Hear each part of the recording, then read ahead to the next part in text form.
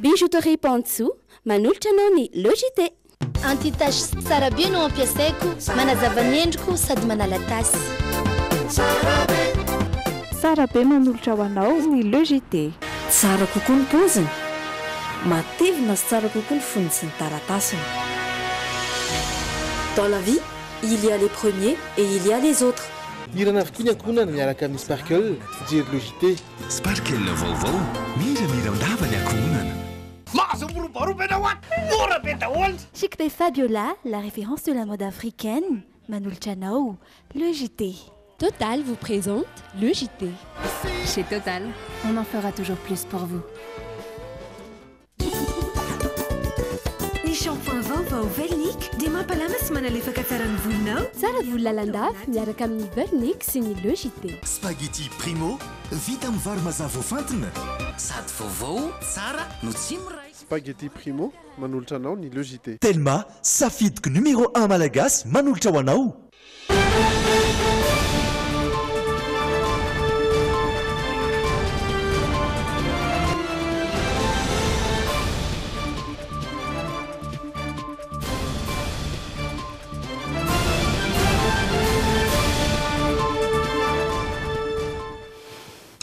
Alarobia fa efatry ny volana Jolay miarahaba-nareo rehetra manaraka ny Logité amin'izao ora izao ary dia manasantsika iaraka amin'ny hatramin'ny farany. Ireto ny lohateny ho any tapany voalohany. Mitondra fanazavana mikasika ny datim-pifidianana anatanterahana ny fifidianana filoam-pirenena izay niteraka resabe ny CENI androany. Makasika izay vaovao izay atranona mafisy ny ministry ny vola sy ny teti-bola fa tsy maintsy hita ny vola rehetra ampiasaina amin'ny fifidianana mba ahatotosany izany amin'ny ity taona ity. Ao Toamasina kosa indray mitaky ny iverenany fampianarana amin'ny laoniny ireo mpianatra any an-toerana amin'izao fotoana rehefa niato nandritra ny 2 volana ny fampianarana. Nitsetry ny fitaterana nanamafy ireo fepetra arahina amin'ny fandrindrana ny famovoizana an-dalambe ny foiben'ny fitsarana fiara androany. Ary farany any ivelany lasa niteraka korontana ny nahafatesany ilay tovolahy izay voatifitry ny mpitandro filaminana tao Nantes omaly. Ampifaliana taky ny mahazatra tompoky lasy tompoky vavy no hitsidiana ny tokantrantsika tsirairay avy amin'izao takariva izao asaina mpanajana ny keo ianao anaraka hatramin'ny farany ny fampalalam-baovao.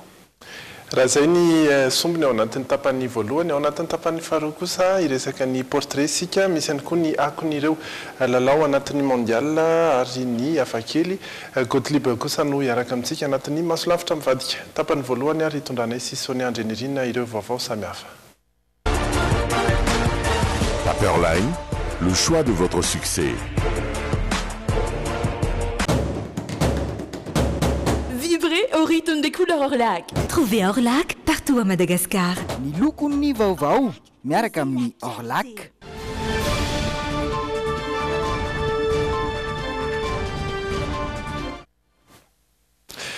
Raky ny efa hitatsika dia efa nanolotra ny datim-pifidianana fiodinana voalohany ho amin'ny 7 novambra sy ny fiodinana faharoa ho amin'ny 7 volana desambra ny vao miaram-pirenena mahaleo tena misahana ny fifidianana na ny CENI. Niteraka resabe anefa izany daty izany ka nitondra fanazavana ireo teknisiana avy amin'ny ity rafim-panjakana ity androany. Ankoatra izay naneho hevitra manoloana ireo endrika fampielezan-kevitra mialohan'ny fotoana ihany koa ny CENI androany. Mamitana ny vaovao mikasika izay Dredredoara eo amin'ny rindran-tsary ny Anjara Kotinorainy.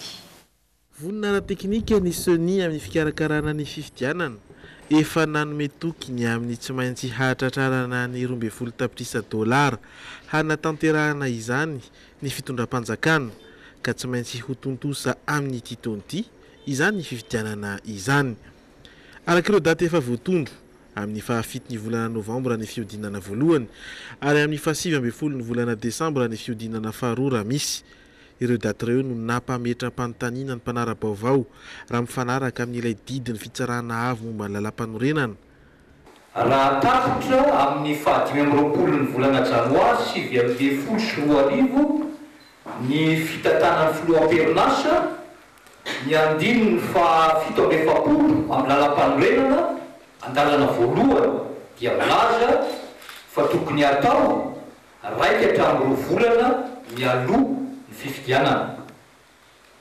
Etsekilany dia misy ihany koa ilay didiny fitsarana avy momba ny lalam-panorenana mitondra ny laharana 20 ACC D3 nivoaka tamin'ny 5 ny volana May 2024 izay milaza fa tokony atao amin'ity 2024 ity fifidianana amelohan'ny fotoana amin'ny maintany ary araky ny ahafahana manatanteraka izany. Tafiditra ao anatin'ny fepitony ireo datina roso ary ny tranga tsy azo ialana na ny cas de force majeure no hanatanterahana ny fiodinana faharoa amin'ny volana Desambra, izany hoe raha toka isy izany. Ny deuxième tour aloha dia tsy voatery misy zany fa atsika no supposé an'izay hoe deuxième tour zay. Ka raha ohatra ka andeha le deuxième tour raha pitso zany dia ho hitatsika eo ny procédure ahafahantsika miditra mandeha makao anatin'io zavatra io. Fa ny zavatra tenenitsika dia le milaza fa hoe soulever cas de force majeure sy zavatra ohatran'izay nge lalany. Fa ny lalam-panorenana nge mazava ny zavatra izay resahany. Donc izay fanajana izay le pyramide kely senienne zay ihany koa zany izay rehefatsika ihany koa izay zavatra hoe iza moa ny ambony lalam-panorenana ve sa ny lalàna zany zay zany dia miraviravin-tanana kosa manoloan'ireo endrika fampielezan-kevitra mialohan'ny fotoana ny SENI nanamarika ny mpanao gazety iray fa misy amin'ireo kandida ho filoham-pirenena no efa mitety faritra sahady. Antso ho an'ny fahendren'ireo kandida ireo no fepetrany raisin'ny SENI no ny tsy fisian'ny andinin-dalàna mazava mifehy izany fomba fanao izany. Matoky izahay eo anatrehany izay reto fahabangan'ny lalàna ny fahendreny be sy ny maro mba tsy andehanantsika mandeha makany amin'ny korontana. Fa na izanatra zany rehefa dia adrafitra ihany zay zavatra isa-tokony zany mba ahafahantsika hoe mahazo n'izay mety hoe arorika mba ahafahana mandroso sy ampiahiahina ao anatin'ireo zavatra rehetrarehetra ireo. Rehefa mametraka candidature ka valide candidaturan'ny candidat rehetrarehetra any amin'ny fitsarana momba ny lalam-panorenana dia avy hatrany dia manana zo izy andefo soloteny atao SENI sy any amin'ireny rasa mangaika rehetrarehetra reny. Zay no tena fiatoana mangarana. Reny rasa mangaika rehetrarehetra reny zany dia anana solotena candidat rehetrarehetra ahita ny zavatra misy eo. Fifidianana mangarahara raha teo no tanjon'ny SENI mba ho eken'ny rehetra ny vokatra ivoaka ka tsy hisian'ny korontana. Afaka 10 andro eo no ahafantarana ny tety andro amin'ny fikarakarana ny fifidianana tahaka ny hoe fepitona fametrahana antontan-taratasy firotsahan'ny kovidina. Fanana mafy kosa ny fanjakana fa efa vonona avokoa ny teti-bola ilaina amin'izany fifidianana izany. Namafisy ny ministry ny vola sy ny teti-bola fa tsy maintsy hita ny vola rehetra ampiasaina amin'izay anatanterahana ny fifidianana izay mba ahatotosany izany amin'ity taona ity ary mba tsy ahatonga olana amin'ireo kandida mitatitra ny vaovao Rinandre Malala sy Stéphane Rakotomalala. Vonina ho an'ny fifidianana ministera ny vola sy ny teti-bola ho an'ny vola mitetina 7.10 miliara ariary no takin'ny SENI ampiasaina amin'ny fifidianana dia nanamafy ny ministry ny vola sy ny teti-bola fa efa vonina tanteraka amin'izany izy ireo raha toa ka misy ny fandaniana tampoka tsy ao anatin'ny teti-bola voafaritra dia nambarany fa tsy maintsy ho hita izany. Eto sika natanteraka ny élection dia ny vola natanterahany l'élection ray manontolo dia tsy maintsy vatsina izy ray manontolo anjaranay eto ministère ny fitantanam-bola sy ny teti-bola no mamatsy amin'ilay izy. Fifidianana ekeny rehetra no tanjona ary lahara-pahamehana ny tsy hisian'ny disadisa mandritry ny fifidianana izay ho atao amin'ny 7 ny volana Novambra sy 7 ny volana Desambra izao. Averiko eto foana lahara-pahamehana amin'ity gouvernement ity dia tsy maintsy voavatsy ary ho vita ao anatin'ny fomba marina mangarahara sy contesté ny rehefa avy eo zany. Marina fa misy ihany koa ny famatsim-bola izay efa nomen'ny mpiara-miombonantoka iraisam-pirenena hanomanantsika ny fifidianana ho filoham-pirenena. Tao anatin'izay teti-bola izay indrindra dia nitombo ny kitapom-bola ny vondron'ny firenena mikambana ao amin'ny tetikasa fanohanana ny zotra-pifidianana eto Madagasikara na ilay antsoina hoe SACEM. nanolotra vola mahery ny iray faingo fito tapitrisa dolary ny vondrona europeana androany ka natao sy ny iotolakandro io ny fifanarahana mikasika izany fotoana izay nanamafisa ny vondrona europeana ny fatokisan'ny seni amin'ny fikarakarana ny fifidianana fantatra kosa fa tsy mbola feno ny 12 tapitrisa ilainy Madagasikara ao amin'ny kitapom-bolany manome tokony ameno izany teti-bola izany ireo mpireombonantoka amin'ny firenena atratra 3 tapitrisa dolara eo izany fanapina izany mariany fa ny basket fund ny tetika SASEM dia fanapina manokana avy amin'ny vondrony firenena mikambana ho fameno ny teti-bola mpanjakana ho fikarakarana ny fifidianana. Izay ny mahakasika an'iny fa lafim-baovao afa indray kosa tanora notsongaina avy amin'ny faritra 12 eto amintsika no nampafantarina ny momba ny vina ny fisandratana 310 izay novolavolainy ny filoham-pirenena. Miisa 30 moa ireo tanora ireo ny fikambanana tama na ny tanora aktifan'ny Madagasikara manohana ny filoham-pirenena no nikarakara izany fampiofanana izany. Novelabelarina tamin'ireo tanora ireo fa mipaka hatrany amin'ny taona 34 ny fisandratana. Paikady entina mampandroso ny firenena izay nivolavolain'ny filoham-pirenena Rajaonarimampianina. Izany dia vokatry ny ezaka hanohizana ny paikady natao dinasa napetraky ny fitondram-panjakana tamin'ity Republika faefatra ity. Fiovana sy fanavaozana tanteraka ny ravitra sy paikady ary toetsaina io fisandratana io entina manafonina ny fahantrana sy ampitombo tanteraka ny arikarena malagasy izay no isan'ny voarain'ireo tanora ireo tao anatiny izay fampafantarana ny mikasika ny vinany fisandratana 30 izay. Tanora mba hahafahany misehatra amin'ny firenena satria noho ny zavatra misy eto amin'ny firenena dia hita hoe tsy ampifandraisana andraikitra ny tanora. Izay ny vaovao lehibe tamin'ity androany ity fa mbola iresaka ny fitanterana isika misy ihany koa ny vaovao mahakasika ny mpianatra any Toamasina aorian'ireo dokam-barotra ireto. Mitohy ireo vaovao maro samihafa atao anatin'ny tapany voalohany lejite hatrany isika ho an'ny Toamasina avy hatrany isika satria dia mitaky ny fiverenan'ireo mpianatra hiverina any ampianarana ny tany Toamasina androany. Ratsaivina efa roa volana izy ireo izao no tsy nianatra vokatry ny fitokonana izay ataon'ireo mpanabe any an-toerana mitaky ny zony ny lalam-panorenana nefa dia milaza mazava fa tsy tokony anotoina ny fampandehanana ny firenena ny fitokonana izay atao nanao ny fanadihadiany Rodan no Mentsanary.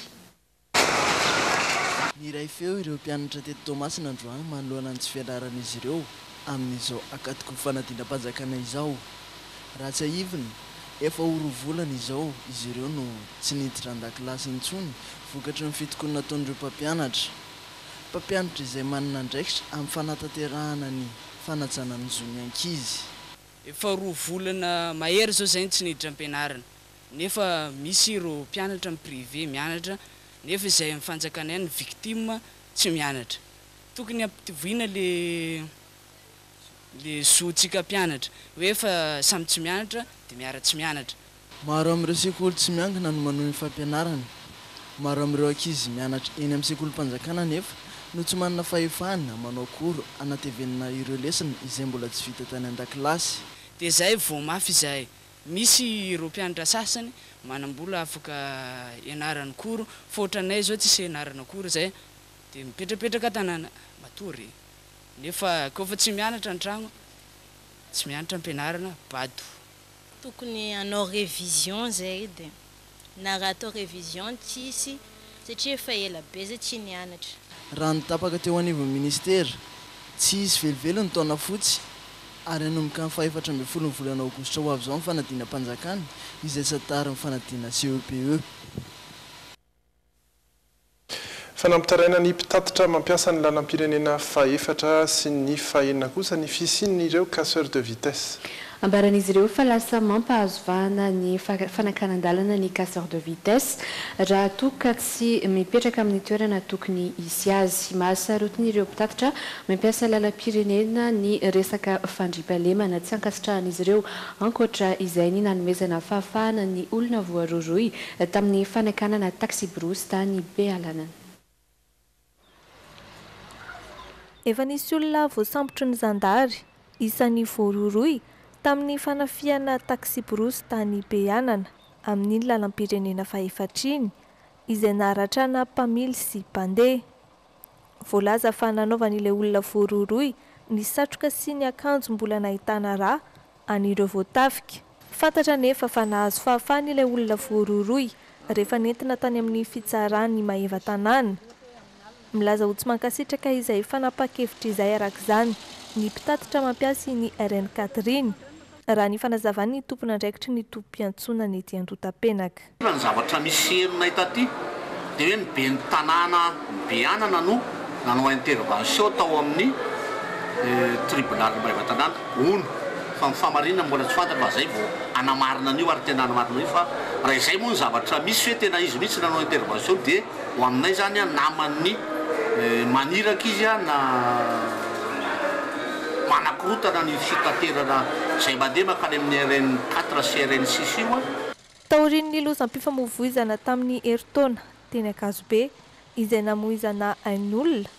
Misy ny fametrahana casseur de vitesse saingy mampitaraina ireo mpitatitra fa tsy mipetraka amin'ny toerana tokony hisy azy zany ka lasa mampahazo vahana ny fanakanan-dalana amin'iny lalam-pirenena iny. Rehefa tratra ny lalana mandeha lavitra dia anao vizany tratra ny torimaso ihany koa na reka iny casseur de vitesse iny manaitra anao raha anaty tanàna izy tsy problème honay fa raha anatin'ny paritra tena point maro izy tena tsy mety.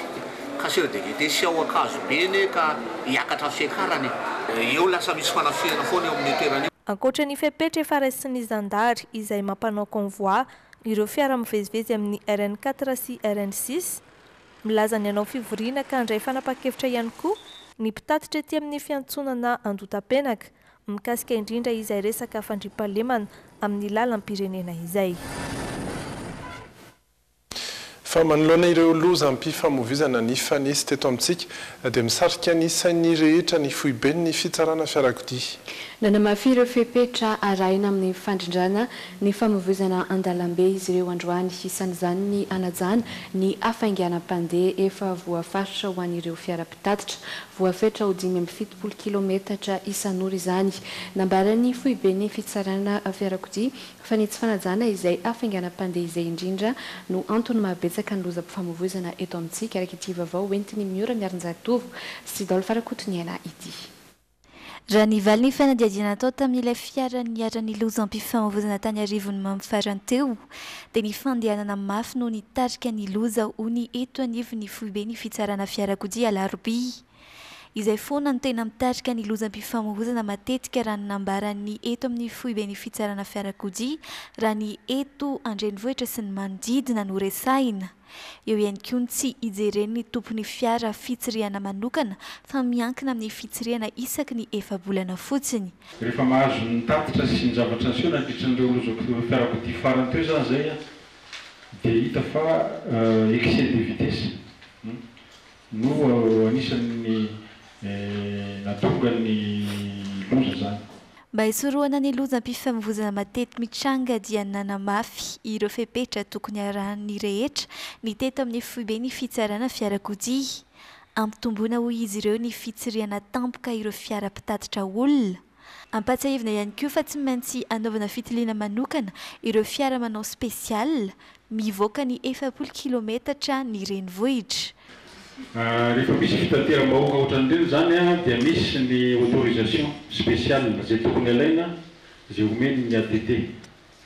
Fa mialohan'izay dia tokony izy koa visite spéciale zay atao an'ireny fitateram-bahoaka ireny ary farafatarany ao anatin'ny 20 ora alohan'ny andehanany zany dia miatrika an'izay visite spéciale atao aty amin'ny foibe ny fisarana fiarakodia na amin'ireo sampana eny anivon'ny fantatra zany mahakasika an'izay zavatra izay.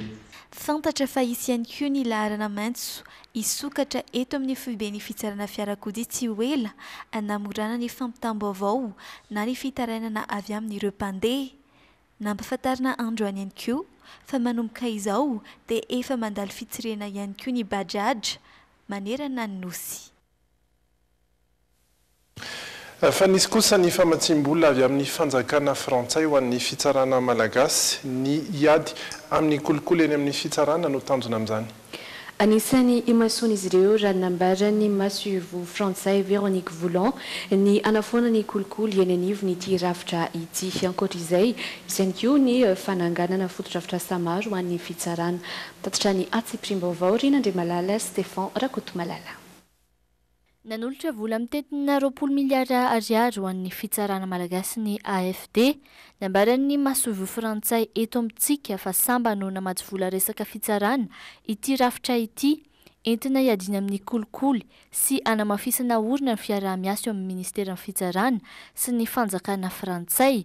Vaindondra rany tsy anjakan'ny kolikoly eny amin'ny fitsarana indrindra amin'ireo fanadinana idirana eo amin'ny CHU.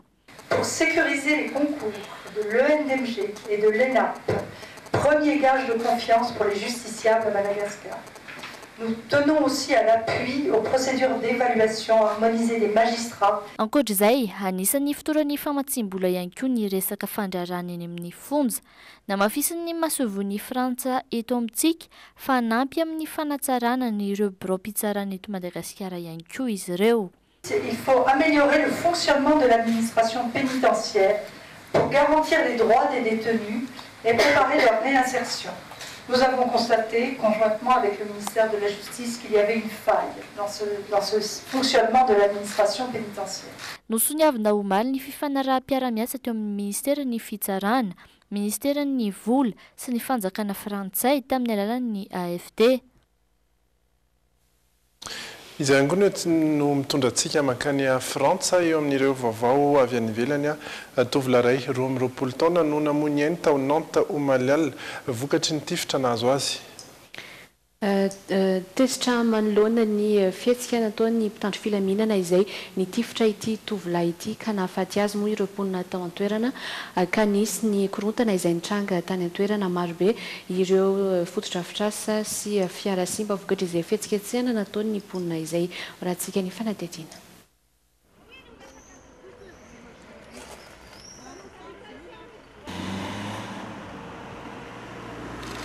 Omaly tokony ho tamin'ny valora sasany alina no nitrangan'ny ny fampitifirana teto Nantes ka namoizana ny ilay tovolahy 20 taona. Raha nambaran'ireo manam-pahefana dia nisy ny fioaram-pefy nataon'ny fiara voalaza fa nisy ity tovolahy ity ka nanatanteraka fisavany ireo mpitandro filaminana.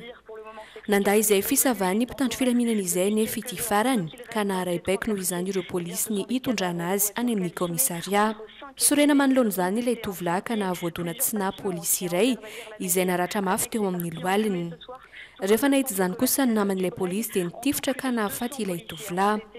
Mobilisés, il y a eu des affrontements dans les 3 quartiers, des échanges de cocktails Molotov avec des... Ny mifanohitra amin'ny voalaza ny mpitandro filaminana io kosa nefa nambaran'ireo vavolombelona. Raha ny fitantaran'izy ireo dia nihemotra moramora ary tsy nisy olona nahina ho voadona mihitsy satria nijanona taty anoloana ny fiara avokoa ireo polisy tamin'ny fotoana io. Saingy tampotampoka teo ary tsy ampiambambana nefa dia nitifitra ilay polisy. Tsy maintsy isy noho izany ny fanadihadiana atao amin'ireo mpitandro filaminana voakasika ity raharaha ity mba ahafantarana ny tena zava-nitranga marina ka nahatonga ilay polisy nampiasa ny basy teny aminy hoy ny Tony Papanoulalana eto Nantes.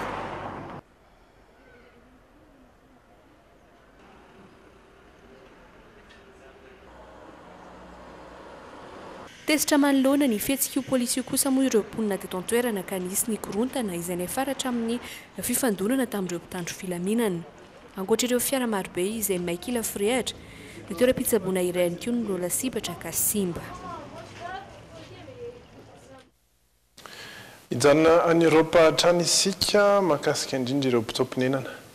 Taorian'ny fahatongavan'ny sambo Aquarius izay nahitana mpifindra-monina hatrany amin'ny 30 ny 17 jona lasa teo tao amin'ny seranatsambo-ny Valence ny gadona androany ny sambo-ny Open Arms ilay sambo faharoa izay nitatitra ireo mpifindra-monina no lavin'ny Italie ary noraisiny Espagne. Ny gadona teto Barcelona androany ny sambo Open Arms izay an'ny fikambanana Espaniola Proactiva rehefa tsy nahazo alalana iantso natao Italia. Naharitra 4 andro teo ny dian'izy ireo.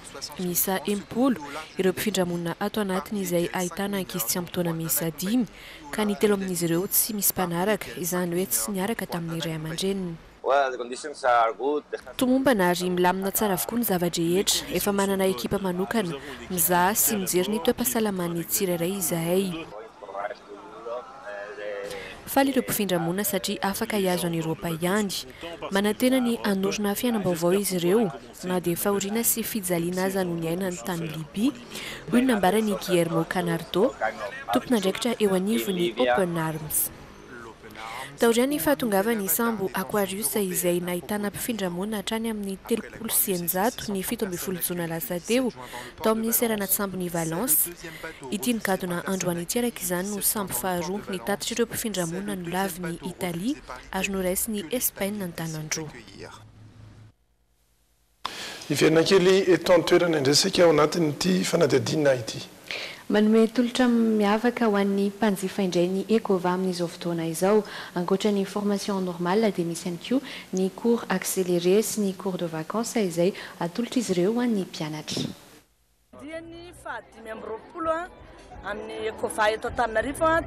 No tanterana tamin'ny zoma 7 jona 2022 lasa teo ny famohanan'ny mpianatry ny Ecova teto Antananarivo. Miisa 520 ny mpianatra navoaka tamin'izany.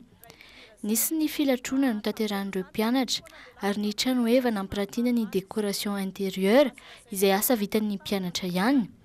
Misy sampam-pampianarana 4 eto amin'ny Ecova, eo ny mode, ny décoration intérieure, ny formation sac et chaussures ary ny mampalaza ny Ecova dia ny formation zone franche amin'ny alalan'ny fikirakirana ny milina ngezabe toy ireny amin'ny orinasa mpiangalina zaitra ireny.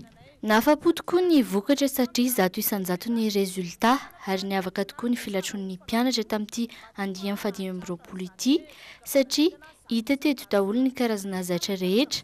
Manolotra fidirana manaraka ny Ecova manerana ny Madagasikara amin'izao dia ny cours accéléré sy ny cours de vacances izay maharitra 2 volana, fa eo ihany koa ny cours samedi tontolo andro ho anao izay miasa. Tongava ary misoratra anarana eny amin'ny Ecova akaiky anao.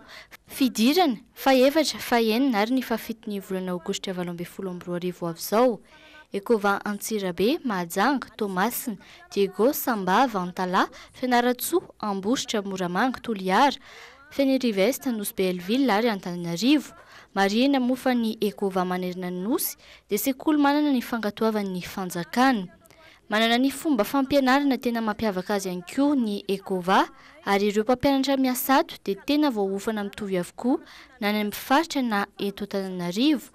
Tsy mitsaritra mivoatra manaraka ny toetrandro koa ny fomba fampianarana. Miezaka hatrany ny Ecova mba hanapirofo ny teny filamatra izay diso fantatry ny maro hoe tsy voatery mividy vao miakanjo tsara. Izay ny tapany voalohany na ny logité androany ireto indray ny vaovao miandratsika anatin'ny tapany faharoa. Ny farana omaly ireo lalao ampahavalon-dalana rehetra ka ny akon'izay no entina amintsika ao anatin'ny akon'ny e-sport ho an'ny androany. Ny andavanandro na mpitsabo izay mizamarary isan'andro nikasika ny Dr Domoina no vahintsika atao anatin'ny portrait ho an'ny anioalina. Lapa fonenana mpitondra fanjakana lehibe indrindra maneran-tany kosa no afakely hoentina amintsika. Ireo rehetra ireo no iarahanao amin'ny Rizataina sy Gottlieb fa ny tena kosa dia mametraka ny veloma ho amin'ny manaraka indray.